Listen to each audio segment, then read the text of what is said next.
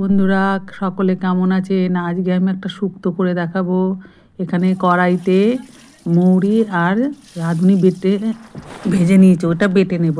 এবার কড়াইয়ে গরম তেল দিয়ে বড়িগুলো ভেজে নিলাম। এবারে বেগুন কটাও ভেজে নিচ্ছি। এবারে উচ্ছে ছিল, উচ্ছেগুলোও ভেজে নেব। উচ্ছে কটাও ভেজে নিয়েছি। এবার কড়াইতে তেল, তেজপাতা দিয়ে পাঁচফোড়ন দিলাম, একটু আদা বাটা দিয়েছি।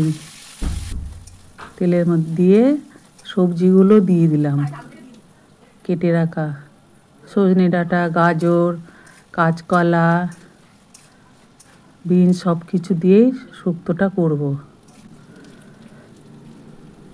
এবার স্বাদ মতো নুন দিয়ে দিয়েছি, দিয়ে ভালো করে কষিয়ে নেব।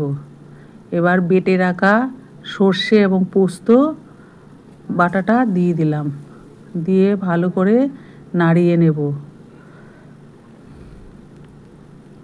নাড়িয়ে নিয়েছি। এবারে ওর মধ্যে সামান্য একটু জল দিয়ে দেবো, বাটিটা ধুয়ে দিয়ে দিলাম। এর মধ্যে আমি দিয়েছি নারকেলের দুধ।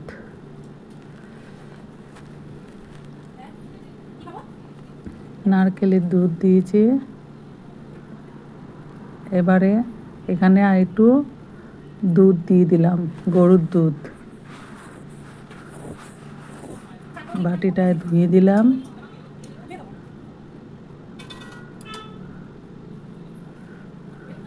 একটু স্বাদ মতো চিনি দিয়ে দিয়েছি। এবার ভেজে রাখা বেগুনগুলো দেব আগে, একটুখানি সেদ্ধ হবে।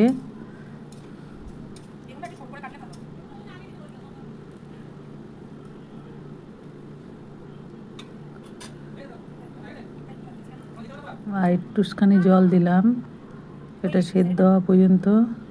এবার ভেজে রাখা বড়িগুলো দিয়ে দিলাম আর উচ্ছেগুলো দিয়ে দিলাম,